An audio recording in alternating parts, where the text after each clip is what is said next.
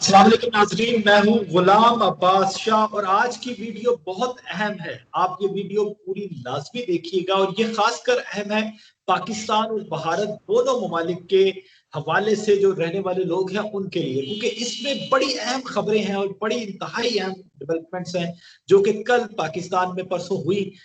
वो उनसे मैं आपको आगाह करूंगा। मेरे साथ मौजूद हैं, आप देख रहे होंगे, मजहर तुफैल साहब, बड़े सीनियर जर्नलिस्ट हैं, इस्लामाबाद से ताल्लुक है, इस्लामाबाद में मुकीम होते हैं और खासकर डिफेंस के मामलात को कवर करते हैं। तो उनसे बात करूंगा और आज की वीडियो में मैं आपको बताऊंगा कि कश्मीर पर पाकिस्तान और भारत के मुज़ाकरात कहां तक पहुंचे हैं, जो बातचीत चल रही थी। और पहली दफा जनरल बाजवा, पाकिस्तान के आर्मी चीफ ने,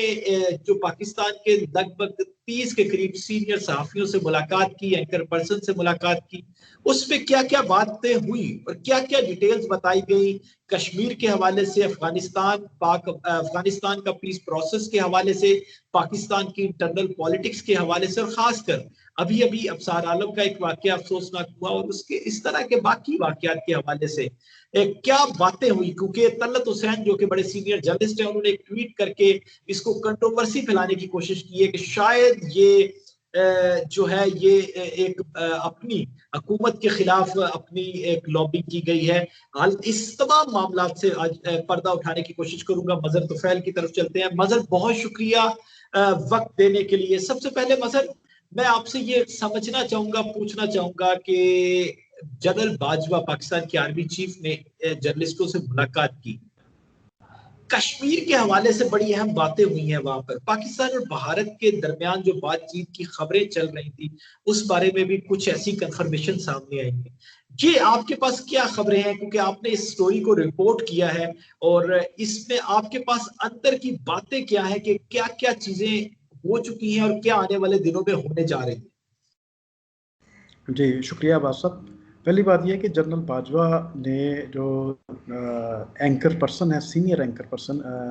उनसे जो मुलाकात की है, उसका एक बुनियादी मकसद ये था कि फ़ौज के ऊपर मुसलसल मीडिया का एक मखसूस हल्का ये इल्ज़ाम तराशी करता आया है, खुसूसन जनरल बाजवा डॉक्ट्राइन के हवाले से, कि उन्होंने कश्मीर का सौदा कर दिया है और पाकिस्तान कश्मीर के इशू से विड्रा कर चुका है। और इसका तमाम तर मुद्रे इल्ज़ाम जो है वो जनरल बाजवा को और फ़ौज को जो है बराह रास्त वो ठहराते रहे हैं। इन साफ़ियों, इन जो एंकर्स पर्सन है खसूसी तौर पर, क्योंकि इसमें प्रिंट मीडिया के लोग शामिल नहीं थे, सिर्फ टीवी एंकर पर्सन थे,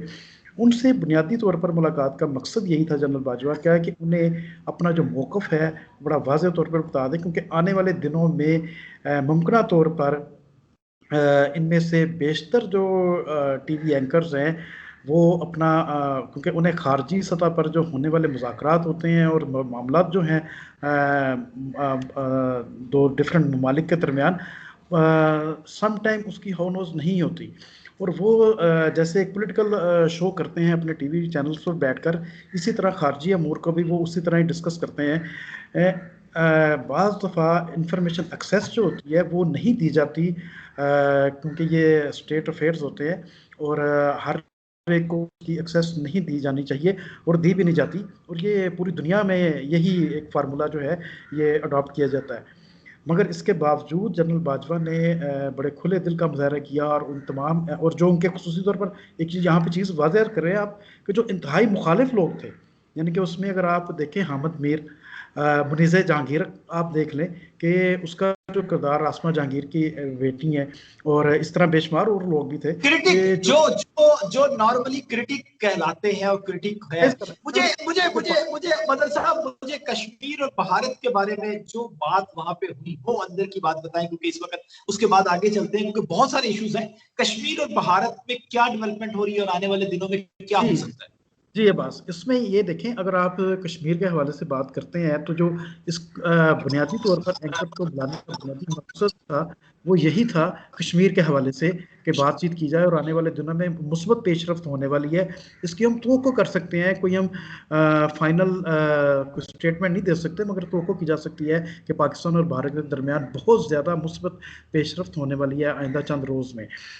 और इससे पहले अगर आप माजी में जाएँ तो जनरल मुशर्रफ के दौर में भी जो है इस कश्मीर के मामले को हल करने के लिए मुस्बत पेशरफ्त हुई थी। और उसमें आपको याद होगा कि इंट्रा कश्मीरी डायलॉग हुए थे पाकिस्तान इस्लामाबाद के अंदर एक होटल के अंदर, जिसमें कि ऑक्युपाइड कश्मीर और पाकिस्तान से जो कश्मीरी लीडरशिप थी वो बाकायदा उसमें शामिल थी। और इसमें वो सरदार अब्दुल कयूम मरहूम का वो जो फार्मूला था इंट्रा कश्मीर उसे अडॉप्ट किया गया था कि उसी फार्मूले के तहत ही अगर कश्मीर का मामला हल होना है इस रीजन के अंदर। अच्छा, और मुझे थोड़ी सी इसकी डिटेल समझनी है। एक तो मुझे ये बताइएगा कि ये कोई ऐसी बात हुई है, वहां पे ऐसी खबरें आ रही हैं कि शायद मुज़ाकरात आज से नहीं पहले से चल रहे थे। दूसरा,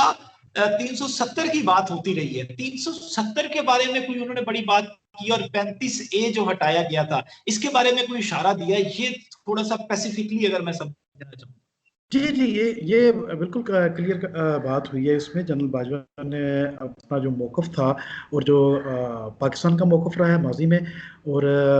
मौजूदा जो कश्मीर की लीडरशिप है ऑक्युपाइड कश्मीर की और इंडिपेंडेंट पाकिस्तान की जो कश्मीर की, उन दोनों की जो लीडरशिप की जो मौक़िफ़ रहा है और जो उन्होंने कश्मीर के मसले के हल के लिए 370A जो भारत ने नाफिज की थी, और जो पाकिस्तान की तरफ से मामला उठाया गया कि 370A पाकिस्तान का इशू है ही नहीं, और ना ही ये कश्मीरी पाकिस्तान के अंदर जो कश्मीरी लीडरशिप है ये उनका है। असल में 35A जो है वो असल में क्रिटिकल इशू है, और इसी पे आइंदा चंद रोज़ में जो है ये मुस्बत पेशरफ्त होगी। और यहाँ पे एक और चीज़ आपको मैं बताता चाहूँ जिसकी तरफ आपने इशारा किया कि ये मुज़ाकरात वाकई आज से या अभी चंद दिनों में शुरू नहीं होने वाले, इस पे बैकडोर डिप्लोमेसी ऑलरेडी चल रही है। और बड़े ही यानी कि आप कह सकते हैं कि हाई पैमाने पे पाकिस्तान और इंडिया और उसमें कुछ दूसरे जो पाकिस्तान और इंडिया के मबैन दोस्त ममालिक हैं,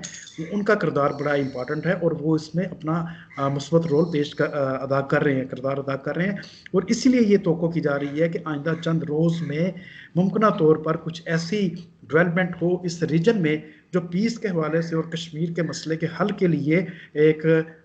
आप कह सकते हैं खुशगवार हवा का झोंका साबित होंगे। अच्छा मजर, आप आगे चलते हैं। पाकिस्तान और भारत का आपने बता दिया, इस जो एंकर्स की मीटिंग थी जनरल बाजवा की तरफ से जो बातें की गई, आपके पास जो खबरें आई वो बताई। अफगानिस्तान पीस प्रोसेस के हवाले से भी आगाह कीजिएगा कि इस मुलाकात में क्या बात हुई। जी, अफ़गानिस्तान पीस प्रोसेस के हवाले से तो चीज़ें सारी अब सामने आ चुकी हुई हैं। अफ़गानिस्तान के अंदर जो तालिबान की लीडरशिप है अभी तक वो अपने उसी मौक़िफ़ पर इंटैक्ट है कि, और जो इसका मौजूदा अफ़गानिस्तान की गवर्नमेंट है उसका भी एक अपना किरदार है, और वो तालिबान के उस मौक़िफ़ से शायद पूरी तरह वो मुत्फ़िक नहीं हैं। और जो नेटो फोर्सेस की डिप्लॉयमेंट है वहाँ पे, और यूरोपीय यूनियन के दीगर जो ममालिक की जो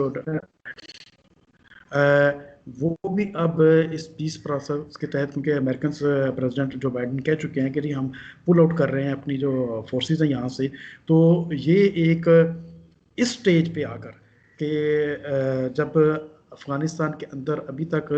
एक जो हुकूमत है वो अपने आप को उस तरह वहाँ पे परफॉर्म नहीं कर पाई, और अभी उसका टेन्योर भी पूरा नहीं हुआ, तो इस सारे अरसे के दौरान अचानक ही ये अमेरिकन फोर्सेस का या नेटो फोर्सेस का पुल आउट कर जाना, ये एक अलार्मिंग सिचुएशन है। और ये पीस के उस अमल को जो है मे भी जो है ये थोड़ा सा डिस्टर्ब कर सके, मगर इसमें पाकिस्तान चूंकि एक बड़ा स्टेक होल्डर है इस रीजन में, क्योंकि सबसे ज़्यादा जो आलमी सतह पर जो दहशतगर्दी के खिलाफ जंग लड़ी गई उसमें नुकसान जो है पाकिस्तान का हुआ, और वो सबसे ज़्यादा जो दहशतगर्दी के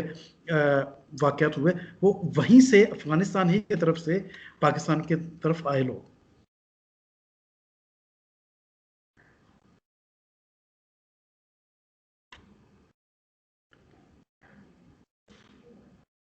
आवाज़ नहीं आ रही, आवाज़ नहीं आ रही आपकी। फिर भी सर, हाँ, अब आ रही है। अच्छा, मैं ये कह रहा हूं कि क्या ऐसी इस मीटिंग में कोई ऐसी बात हुई है या ऐसा कोई इशारा दिया गया है कि तालिबान जो है वो दोबारा पाकिस्तान तालिबान को अमन मुज़ाकरात में और उस एग्रीमेंट के तहत उसको दोबारा कायल करेगा कि वो पीस की तरफ आए? जी, बिल्कुल, ये देखें, ये अमेरिकन्स को भी और अफ़गानिस्तान की लीडरशिप को भी इस बात का बड़ी अच्छी तरह अंदाज़ा है कि पाकिस्तान का अफ़गानिस्तान के हवाले से पीस प्रोसेस के हवाले से एक बड़ा ही अहम किरदार है। और पाकिस्तान ने माज़ी में भी चूँकि बड़ी कोशिशें की हैं कि अफ़गानिस्तान के अंदर मुस्तकिल तौर पर अमन हो, क्योंकि अफ़गानिस्तान के अंदर मुस्तकिल अमन होने से ही पाकिस्तान के अंदर भी जो दहशतगर्दी है वो ख़त्म हो सकती है। इसलिए पाकिस्तान का हमेशा यही मौक़िफ़ रहा है। पाकिस्तान ने तालिबान समेत दीगर जितने भी स्टेक होल्डर हैं अफ़गानिस्तान के अंदर, जिनके साथ पाकिस्तानी लीडरशिप के ताल्लुकात हैं जिस भी लेवल पर, उनसे यही कोशिश की गई है कि वो पीस प्रोसेस को जो है बेहतर अंदाज में हल कर सकें। तो इसीलिए अच्छा मदर तालिबान साहब, को मुझे आखिर, क्योंकि वक्त शॉर्ट है, मुझे आखिर में एक चीज आपसे समझना है, पूछना है, और क्विकली मैं पूछना चाह रहा हूँ, वो ये है कि इस मीटिंग में इब्सार आलम का जो एक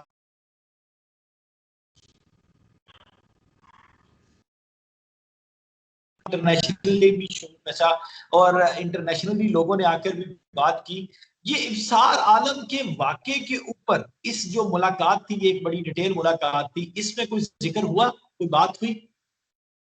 जी, बिल्कुल, अबसार आलम के हवाले से बात की गई और कहा गया कि जी अबसार आलम को जो है वो फायर मारा गया। वो बराह रास्त जो था, वो निशाना जो था, वो फ़ौज की तरफ, या खुले लफ्ज़ों में कह सकते हैं कि जी वो एक इंटेलिजेंस अदारा आईएसआई की तरफ था। तो उस पर जनरल बाजवा ने बड़े वाज़ेह अंदाज़ में, सॉर्ट ऑफ अल्फाज़ में उन्होंने कहा कि जी इसका तो टेक्नोलॉजी जो है बड़ी जिद्दत अख्तियार कर चुकी है और हमारे पास दुनिया की बेस्ट टेक्नोलॉजी है, और अगर किसी बंदे को टारगेट करना है तो वो इस तरह नहीं कि वो बच जाए। तो लिहाजा ये हर चीज़ का इल्ज़ाम जो है फ़ौज की लीडरशिप पे या पाकिस्तान की इंटेलिजेंस अदारों पे लगा देना, ये मुनासिब नहीं है। यहाँ तक फिर उन्होंने अर्ज़म लाख यहाँ पे भी कह दिया है कि ये अभी शहबाज शरीफ की जैसे बेल हुई है, उसका भी इल्ज़ाम लगा दें हमारे ऊपर कि भी हमने करवाई है, जीएचक्यू ने कराई है या फ़ौज ने कराई है या जनरल बाजवा ने कराई है। तो उनके ऊपर बड़ी बाज़ ऐसे जनरल एंकर बैठे हुए थे जिन्होंने बराह रास्त उनके ऊपर क्वेश्चन की बजाय कहा जाए कि वार किए, मगर उन्होंने बड़े ही खुशसलूबी से और फ्रेंडली अंदाज से उस सारे इश्यूज को टैकल किया और उनके जवाब दिए और उन्हें क्लियर किया कि पाकिस्तान की आर्मी, पाकिस्तान के इंटेलिजेंस अदारे जो हैं, वो ना ही इस तरह के मिसिंग पर्सन के जो इश्यूज पाकिस्तान का मीडिया उठाता है और जिस तरह अबसार आलम का वाक़या हुआ है, इसमें कतन कोई मुलव्वस नहीं है, क्योंकि अगर उन्होंने करना होता तो फिर वो बच ना सकता। यहाँ तक कह दिया गया जनरल बाजवा की तरफ से। तो अगर आप और इसके साथ ही हामिद मीर की तरफ भी उन्होंने इशारा करके कहा, वो बैठे हुए थे कि मीर साहब आप बताएं आपको गोलियां लगी थी तो किसने की? तो उन्होंने, हामिद मीर ने अपना माजी का मौक़िफ़ वही दोहराया। अगर हामिद मीर साहब क्योंकि अपने एक सेट एजेंडे की तरफ जा रहे होते हैं तो ये सबको ही पता है। उन्होंने जनरल अब्बासी की तरफ, ज़हीर अब्बासी की तरफ इल्ज़ाम लगा दिया। उस पर जनरल बाजवा ने फिर उन्हें टोका और कहा कि नहीं मीर साहब, जावेद मैंगल जो था वो आपका मुजरम था, तो आप क्यों इस बात को छुपा रहे हैं? ये क्योंकि हर एक को नहीं पता, मगर उस वक़्त भी जब हामिद मीर को गोलियां लगी थी तो उसके कुछ अरसे बाद ये चीज़ सामने आ गई। बड़ी अहम डेवलपमेंट थी और बड़ा अहम आपने, मजर आपका बहुत शुक्रिया, क्योंकि आपने सारी डिटेल्स और इस मीटिंग के दरमियान क्या क्या कुछ हुआ वो सारी डिटेल्स आपने बताई, और मैं आपका शुक्रगुजार हूँ। मेरा ख्याल है कि हमारे देखने वाले खुद डिसाइड कर लें कि जो क्रिटिक थे, जो कि क्रिटिसाइज करते थे मुख्तलिफ वाकयात पे, वही जर्नलिस्ट थे और वही वहां पे मौजूद थे, और उन्हीं ने जो है वो सख्त सवाल किए और उन्हीं के जवाब मिले। नाजरीन, इजाजत दीजिए, अगली वीडियो में दोबारा हाजिर होगा। अल्लाह ने